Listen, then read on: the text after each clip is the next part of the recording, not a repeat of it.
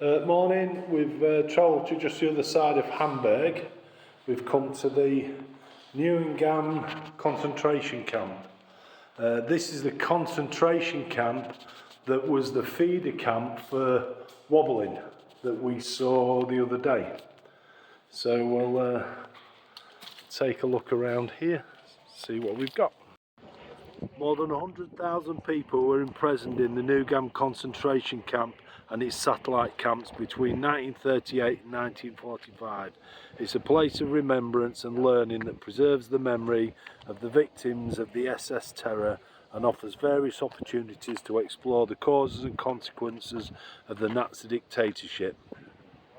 After the war, the British military used the camp for displaced persons and then as an internment camp for former members of the SS Nazi Party and Wehrmacht. The former concentration camp was also used as a transit camp in 1948. The grounds of the former camp were handed back to the city of Hamburg, which subsequently tore down most of the original buildings. This building, which was completed in the early 1940s, has been done up again. It was used, or the main buildings were used as a prison. There's sections over there as well, right into the 1960s. Now this building's used as a place of learning where people can do historical studies about what went on in the concentration camps and such like. It's really good. Until 1940, the toilets were situated inside the huts.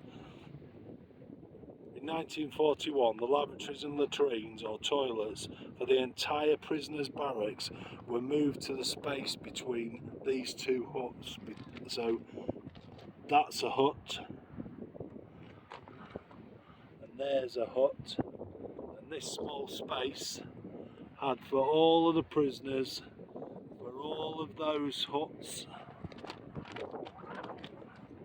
all of these huts. You have to remember that there was up to 100,000 people here.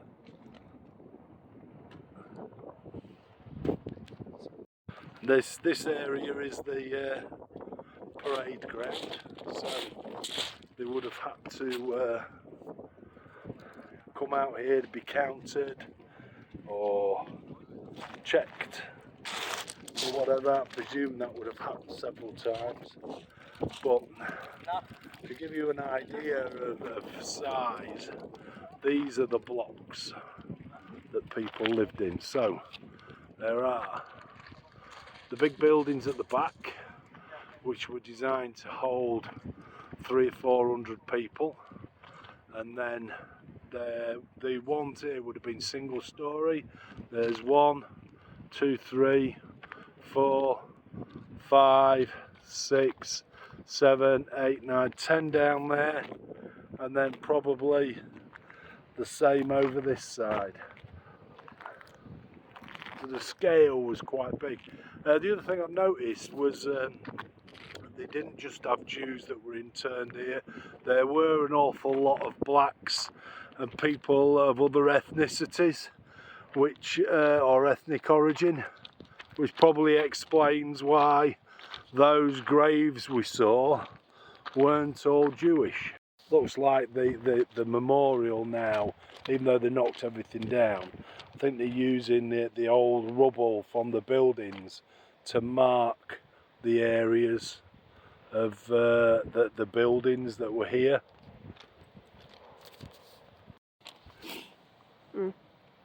In mid-October 1941, a transport of 1,000 Soviet POWs from Stalag 10 D Weitzendorf arrived in Neuengamme. They were made to sleep crammed together on the floors of blocks 7 and 14, which were fenced off and classified as labour camp for prisoners of war. The POWs were given especially bad food. This sparked a solidarity campaign among other prisoners at Neuengamme, and many shared their bread with them. By mid-1942, the mere 348 of the 1,000 POWs who were still alive were then transferred to Sachsenhausen concentration camp, and their fate thereafter isn't known. I think the barracks over there are what became part of the prison. Working on the construction of this building in 1940-41, the first in the camp to have cellars was one of the most dreaded labour duties in the camp. It served primarily as storage for food and provisions. Potatoes and vegetables were kept in the cellar. Located at the building's southern end was the canteen, a shop where the prisoners who'd been awarded privileged means or status, initially money, later incentive bonus vouchers, could purchase cigarettes and certain other wares. So in effect, if you collaborated with the Nazis and you did their bidding for them, then you could possibly get yourself some cigarettes, or you could possibly maybe get yourself a couple of taties or a few vegetables, but you wouldn't want to work there because you had access to all that food, and I presume it would have been counted, every bit of it. In an extension between blocks 18 and 20, called the Fürstengruft, the Prince's Lair, the SS quartered a number of prisoners who enjoyed special privileges. A hidden door offered access to the workshop complex, where prisoners performed skilled craftsmanship work commissioned by members of the SS. Due to labour shortages, such activities were officially prohibited. For a while, a mobile gallows was located outside the Prince's Lair and used for executions on the parade ground. There's a photo of the camp's entrance. There's a map of Germany and like Poland surrounding areas, and these coloured markings are where all the concentration camps were.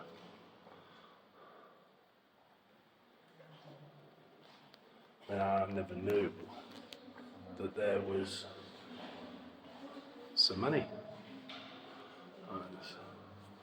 There's Berlin, Hamburg, Bremen.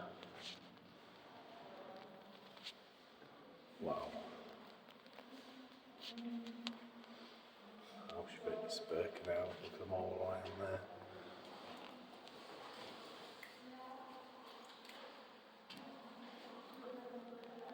Never realised that there was that many. There's another photo from a different concentration camp, that's from Whitmore. But I think if you look at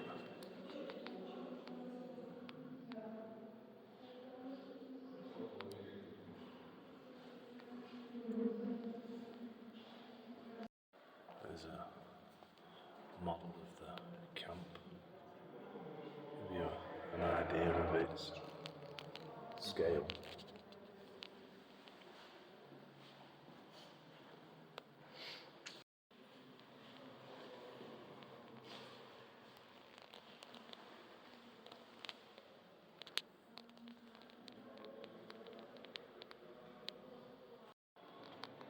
During the early days of the New Camp concentration camp, German prisoners, including Austrians who were considered citizens of the Reich, formed the largest group.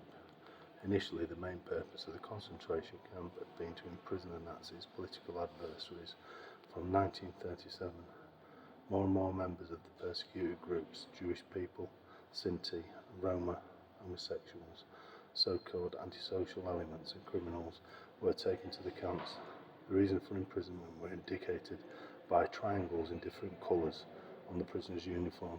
All in all, around 9,200 German prisoners from the Reich were imprisoned at New Camp concentration camp, among them around 400 women in satellite camps.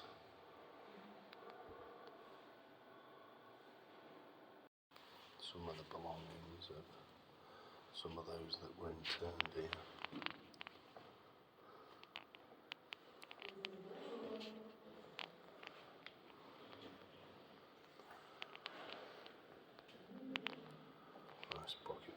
cigarette case.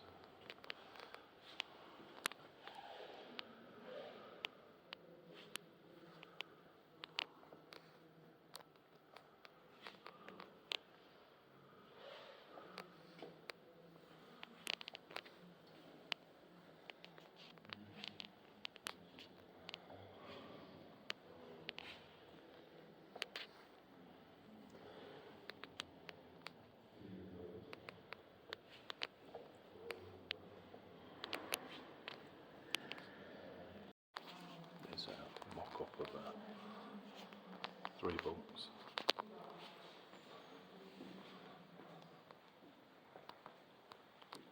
There's the hessian and straw. There's a Red Cross parcel. Whether they received that or not, I think it's highly debatable. Some of the crockery they would have used, knives and forks, spoons, bowls.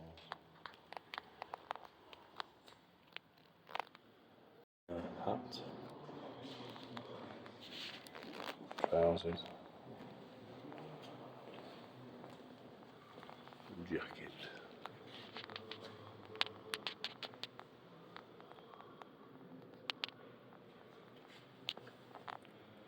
A few buttons. Here's a model of the inside of a barracks. So, on the wall.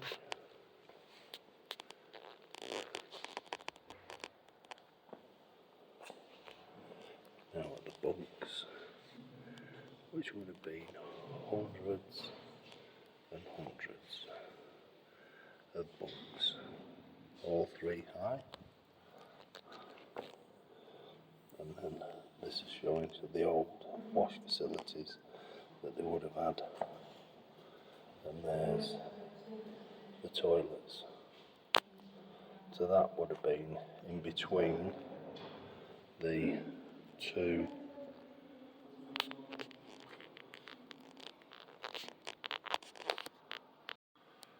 work details at the camp was marked by violence and harassment. During the first years, most prisoners were forced in the construction and excavation work at the camp.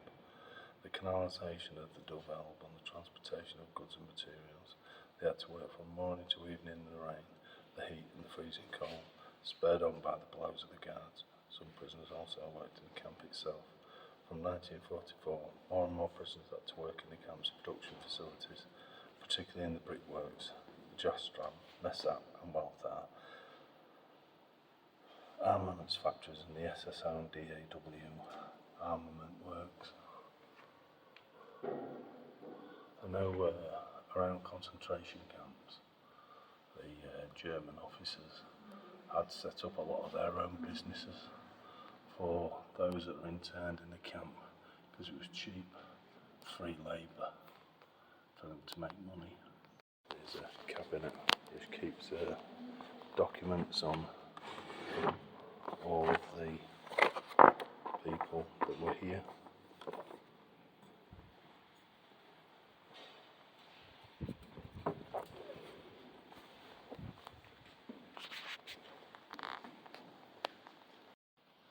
The living and working conditions severely weakened a large number of the prisoners.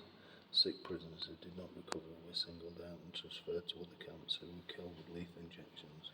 The majority of the Musulmana, the camp term for prisoners who were so emaciated they could no longer work, died of hunger, exhaustion and untreated diseases. From autumn 1945, New Gam main camp gradually became more of a reception camp for the rising number of dying prisoners who were transferred back from the satellite camps because they were no longer able to work. Prisoners who were seriously ill, dying or already dead were left lying crammed together in so-called convalescent blocks without any treatment, often 3 or more to 1 bunk.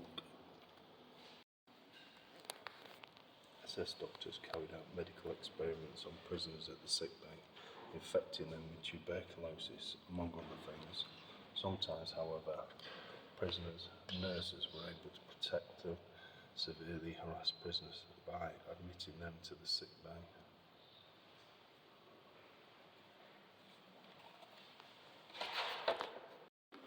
Prisoners that linked together trying to support each other, no matter of what their backgrounds, helping each other. This is a radio that was built just to listen to what was going on the radio, if they got a chance to which they were all sharing. From 1942, the Ministry of Armaments and the armaments industry increasingly demanded the use of concentration camp prisoners as labourers. This led to the establishment of a large number of satellite camps in the vicinity of production and construction sites, most of which were set up during the last year of the war. By 1945, Neuengamme concentration camp had 87 satellite camps in northern Germany. These items of clothing were worn by Nada Verbeek from Ljubija, Slovenia. During her imprisonment in the concentration camp, she took them with her after her liberation and carefully kept them. For 6 decades, in 2005, Nada Verbeek donated clothes to the memorial, included in the exhibition. She was born in 1914 and died in 1990. After finishing school and vocational training, she worked as a accountant and as a correspondent. She supported the Yugoslav partisans right from the start of World War II by collecting first aid equipment, clothes and money for them. On the 17th of April 1944, she was arrested and deported to Ravensbrück concentration camp, where she received a new prisoner's uniform. A month later, Nada Verbeek was transferred to the Driver Factory satellite camp of Neuengamme in the Hamburg district of Wandsbek. She was given the prisoner number 4639. Initially, she was forced to work in Hamburg on clearance. These sections that we keep coming up against are parts of the original pieces that are preserved in here. Because they had no more reception camps for the prisoners from the main camp at his disposal, the Hamburg NSDAP regional party leader Karl Kaufmann requisitioned ships berthed in Lübeck. More than 9,000 prisoners were taken to Lübeck and put on board these ships. The prisoners were crammed into the holds where they suffered from hunger, thirst and disease. Many of them died. On the 3rd of May 1945, during a British aerial attack intended to stop German forces from retreating across the Baltic Sea, the ship Cap Arcona and Thebo, which were lying at anchor just off the coast at Nucht, were bombed and set on fire. Almost 7,000 prisoners drowned, were burned alive or shot dead while trying to save themselves. Only 450 prisoners survived.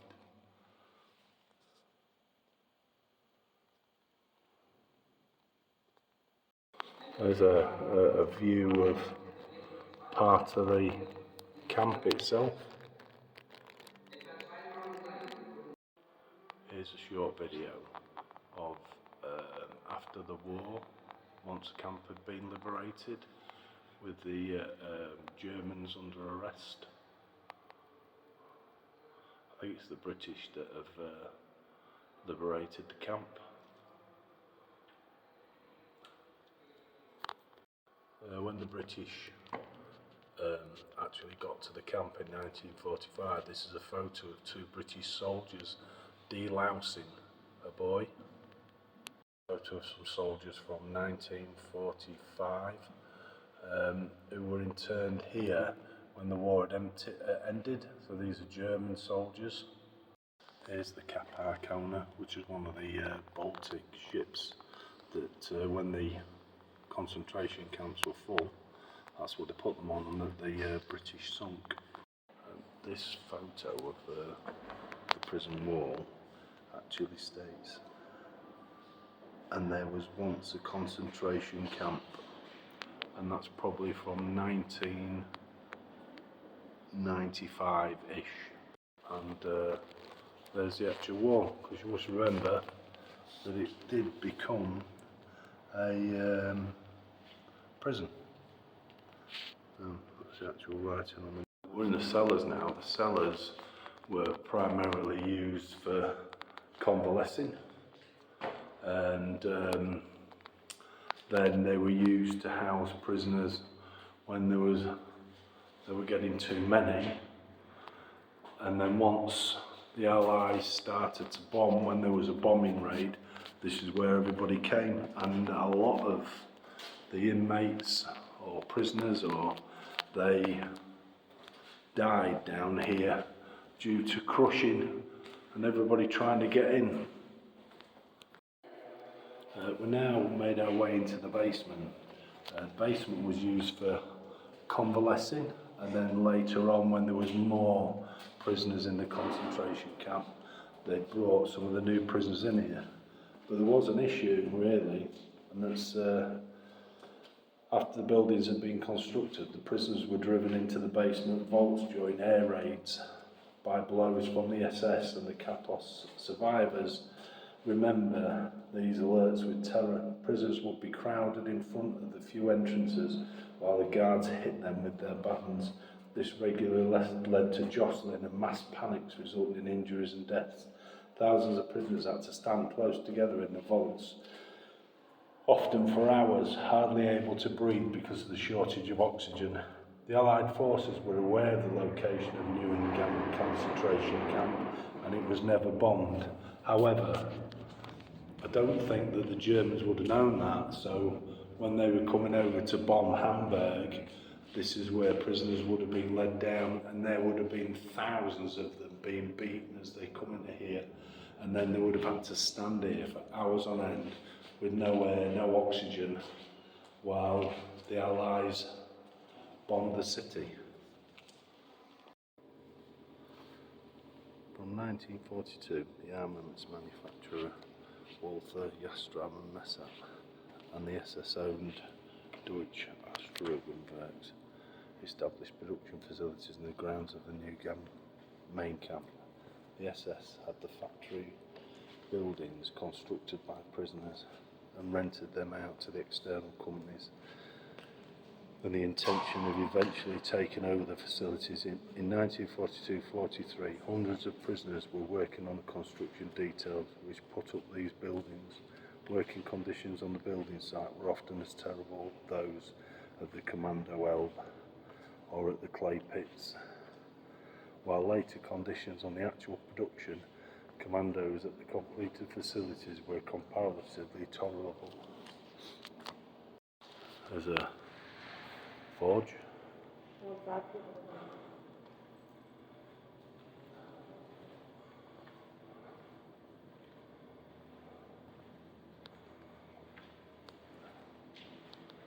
For the coal for the forge. With a works office. This is a double die cutter that was donated. Apparently this particular one was at one of their Newstrom camps from around here for Hamburg.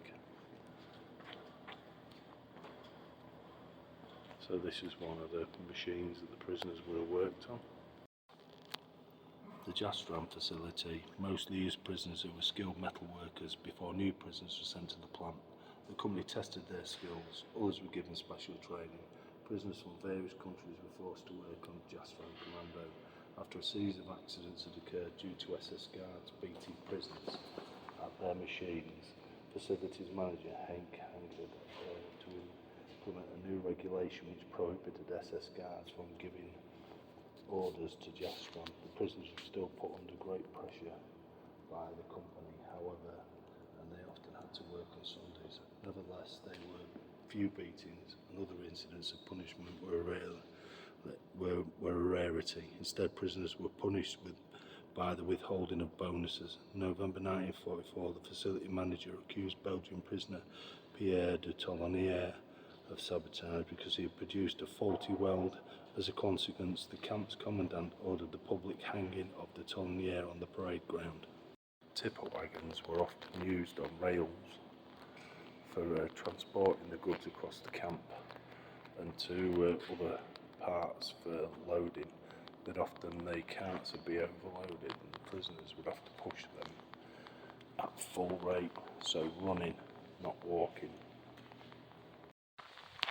I expect they forged and constructed all sorts of things in metal for the war effort here.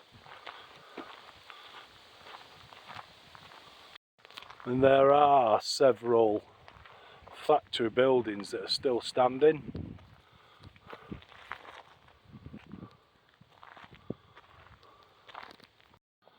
The detention building, simply called the bunker in camp jargon, was equipped with 5 solitary confinement cells for the enforcement of particular camp punishments, i.e. light deprivation. From 1942 onwards, increasing numbers of prisoners were hanged in the tracked corridor. This was compounded by the Gestapo, which brought hundreds of people here to be executed. On 2 occasions in autumn 1943, the SS killed Soviet prisoners of war using Cyclone B gas. 197 POWs in September and 251 in late November. The victims of the second wave of murders were mostly war wounded. Here in the night of the 21st to the 24th of April 1945, shortly before the camp was evacuated, the SS killed 71 men and women from the Führerbutel police prison in Hamburg. The building continued to serve as detention cells after 1945, and it was torn down in 1950.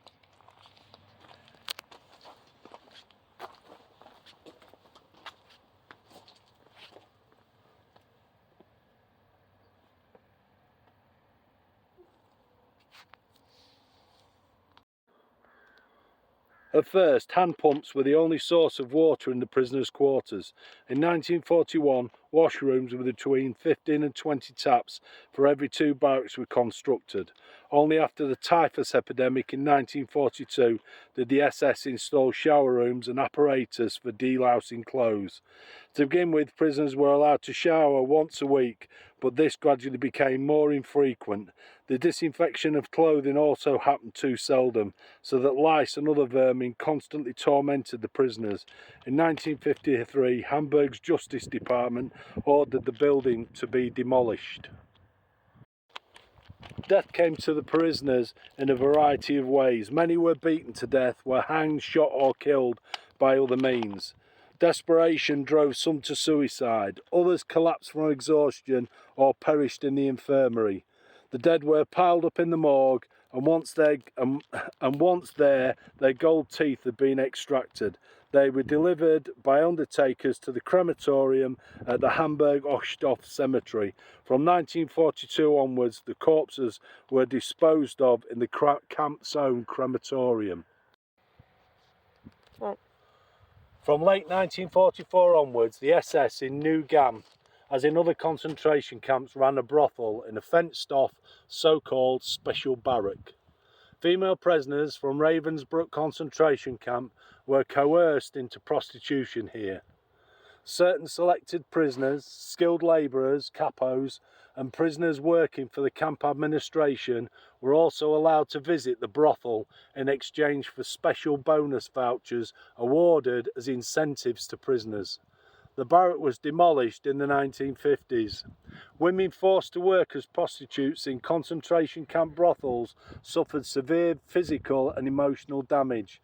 The persecution they endured was not researched and publicly acknowledged until just a few years ago.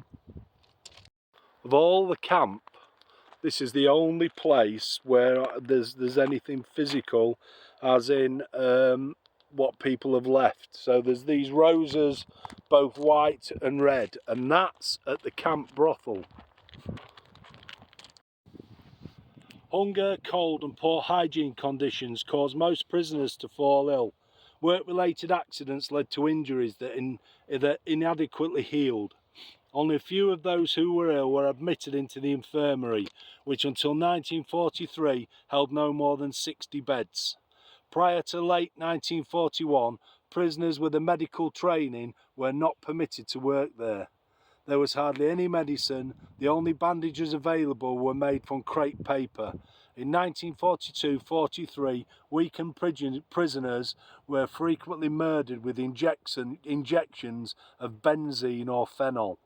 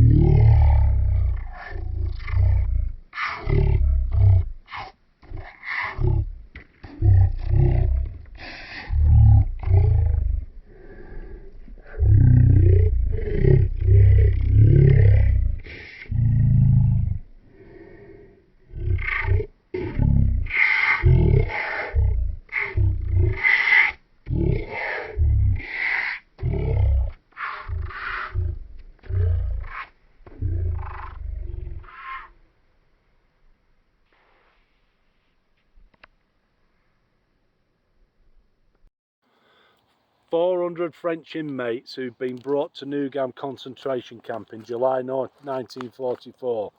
High-ranking politicians, church dignitaries and other figures of public life were accorded a privileged status and quartered here, some of them also with their families. They were allowed to keep their own clothes and belongings, were relieved from performing forced labour and granted somewhat better living conditions than other camp prisoners.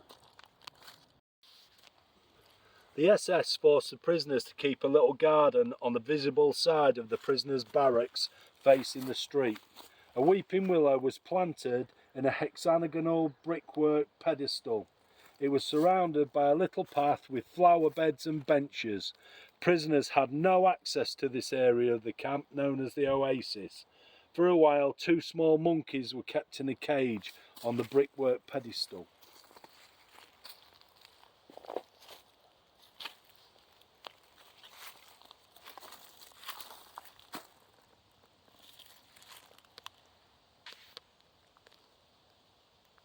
This is how it would have looked from the outside of the camp looking in. So I guess people wouldn't necessarily believe what was going on behind the fence. On arrival, prisoners had to surrender all the clothes and belongings they brought with them. They were stored in the camp storeroom. From the clothing depot, they were given striped concentration camp uniforms, which offered little protection against the cold and damp. From 1943 onwards, used civilian clothing was also distributed, some of which was brought to Neuengamme from the depots of the extermination camps. The clothing depot was torn down in the early 50s and the camp storeroom a few years later. All of the buildings have been torn down and there's just markers now of what was once there. So really over that side of the camp is where everybody lived, and this side of the camp is where everything went on. That in the distance is where the French prisoners were. That's the garden. Down the bottom there is that guard room where there was 5 prison cells for punishment. This is the storeroom, and this, which is glass now, and this bit of building that we've got here was actually the entrance.